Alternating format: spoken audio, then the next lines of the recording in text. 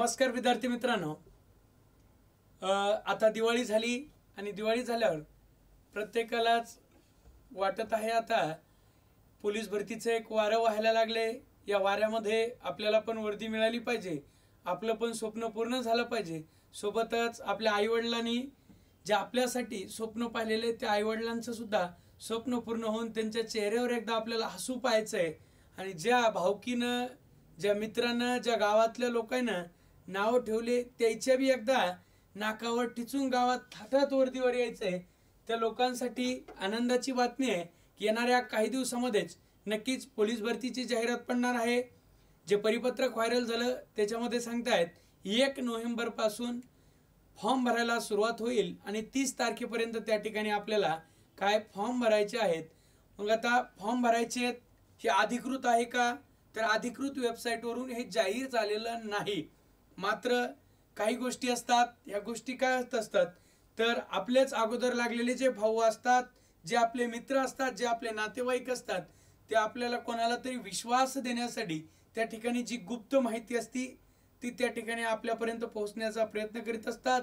मात्र काही लोक असेही असतात जे आपल्या भावनेशी खेळण्याचा प्रयत्न करत असतात। मग या अगोदर एक फेक वेबसाईट तयार करून त्या ठिकाणी लोकांनी जे स्पर्धा परीक्षा करणारे, पोलीस भरती करणारे विद्यार्थी आहेत त्यांच्याशी एक भावनेशी खेळून त्या ठिकाणी चुकीची माहिती समाज माध्यमाद्वारे पसरवण्याचं काम केलं। परंतु नक्कीच गृहमंत्र्यांनी सांगितलंय आणि प्रत्यक्ष माहिती समोर आली आहे, जवळपास 15,000 जागा ह्या पडू शकतात आणि लवकरच या भरती प्रक्रियेला सुरुवात होईल। मग भरती प्रक्रियेला सुरुवात होईल, ज्या विद्यार्थ्यांना आपल्याकडे ऑफलाईन पद्धतीने यायचं असेल त्या ऑफलाईन विद्यार्थ्यांसाठी आपण या ठिकाणी हे स्वामी विवेकानंद निवासी वसतिगृह आहे आणि हे स्वामी विवेकानंद निवासी वसतिगृह अशा प्रकारचं हे आपलं वसतिगृह आहे। वसतिगृह हे परभणी शहराच्या बाहेर आहे। मग परभणी शहराच्या वसतिगृह बाहेर असून ह्या वसतिगृहामध्ये मुलांची आणि मुलींची स्वतंत्र व्यवस्था आहे। मुलांचं वसतिगृह वेगळं आहे, मुलींचं वसतिगृह त्या ठिकाणी वेगळं आहे आणि जवळजवळ 15,631 जागा ह्या निश्चितच पडतील। याच्यामध्ये चालक असतील, शिपाई असेल, बँड्समन असेल, कारागृह असेल, अशा वेगवेगळ्या त्या ठिकाणी पोलिसाच्या जागा ह्या लवकरच प्रसिद्ध होतील। फॉर्म भरायला त्या ठिकाणी सुरुवात होणार आहे। ज्या विद्यार्थ्यांना ऑफलाईन पद्धतीने निवासी अकॅडमीला प्रवेश करायचा असेल त्यांच्यासाठी आपल्याकडं 1 नोव्हेंबर पासून बॅच त्या ठिकाणी नव्यानं चालू होत आहे। या बॅच मध्ये आपला रेग्युलर 4 तास लेक्चर असणार आहे। किती?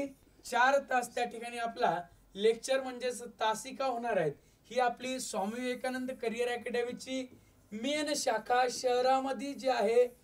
जे विद्यार्थी परभणी शहरातील आहेत त्या परभणी शहरातील विद्यार्थ्यांना जर तयारी करायची असेल, जुना पेडगाव रोड या ठिकाणी आपली ही शाखा आहे आणि या मुख्य शाखेवरती इथं सुद्धा दररोज 4 तास क्लास असतो।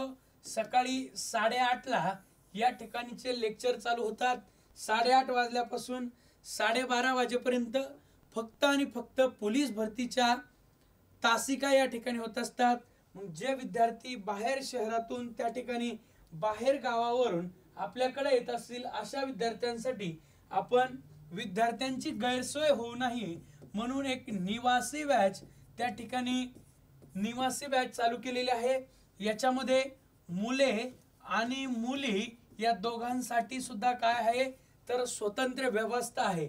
मग आपण याच्यामध्ये काय तर 400 मीटरचा काय आहे तर 400 मीटर लांबीचा लाल मातीचा ट्रॅक, जे पोलीस भरतीसाठी अत्यंत महत्त्वाचं ग्राउंड असतं 50 मार्काचं, त्या 50 मार्काच्या ग्राउंडची तयारी त्या ठिकाणी आपण या 400 मीटरच्या ट्रॅकवरती रफ अँड टफ त्या ठिकाणी तयारी करून घेतो। सोबतच आपलं 2 टाइम ग्राउंड असतं, 2 टाइम ग्राउंड असणार आहे।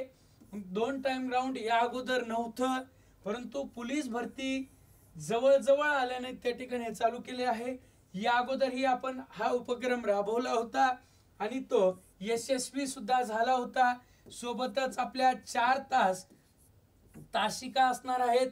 याच्यामध्ये गणित विषयाचा 1 तास, मराठी 1 तास, बुद्धिमत्ता 1 तास आणि जीके 1 तास असा त्या ठिकाणी दररोज 4 तासिका, सोबतच जे जीकेचे विषय असतील यांच्या कार्यशाळा त्या ठिकाणी आपण आयोजित करत असतो। दर आठवड्याला त्या ठिकाणी आपला सराव पेपर असणार आहे। दर 15 दिवसाला आपली सामूहिक टेस्ट म्हणजेच ग्राउंड आणि पेपर या दोघांचे एकत्रित मार्क, एकत्रित टेस्ट ज्या प्रकारे आपलं पोलीस भरतीच्या ठिकाणी होत असत तशाच प्रकारचे आपल्या इथं त्या ठिकाणी दर 15 दिवसाला त्या ठिकाणी होणार आहे। आता नव्यानं बॅच चालू झाली। या पहिल्या 15 दिवसामध्ये त्या ठिकाणी आपण आलात तर आपण काय होतात हे तपासण्यासाठी ही परीक्षा होईल आणि पुढच्या 15 दिवसात आपण काय इम्प्रूव्हमेंट केली हे आपल्याला दर 15 दिवसानं स्वतःची परीक्षेचा निकाल स्वतःला बघण्यासाठी त्या ठिकाणी मिळणार आहे। मात्र या ठिकाणी काही बंधनं आहेत। बंधनं अशी आहेत, आपल्याला त्या ठिकाणी पूर्ण वेळ मोबाईल वापरता येणार नाही। आपल्याला पूर्ण वेळ मोबाईल वापरता येणार नाही। ठरवून दिलेल्या कालावधीमध्येच मोबाईल वापरता येईल। शहरापासून हॉस्टेल अलिप्त आहे, निसर्गरम्य असं वातावरण आहे, शहराशी कुठलाही संबंध नाही। अभ्यासिका ही स्वतंत्र आहे। अभ्यासिका ही 24 तास आपल्यासाठी उपलब्ध आहे। त्यामुळे जे विद्यार्थी अधिकच्या वेळा अभ्यास करू शकतात। ग्राउंडही त्याच ठिकाणी आहे। सर्व परिसर हा एकाच छताखाली त्या ठिकाणी असणार आहे। त्यामुळे ज्या विद्यार्थ्यांना प्रवेश घ्यायचा असेल त्यांनी या दिलेल्या नंबरवरती त्या ठिकाणी आपण संपर्क करू शकता। धन्यवाद।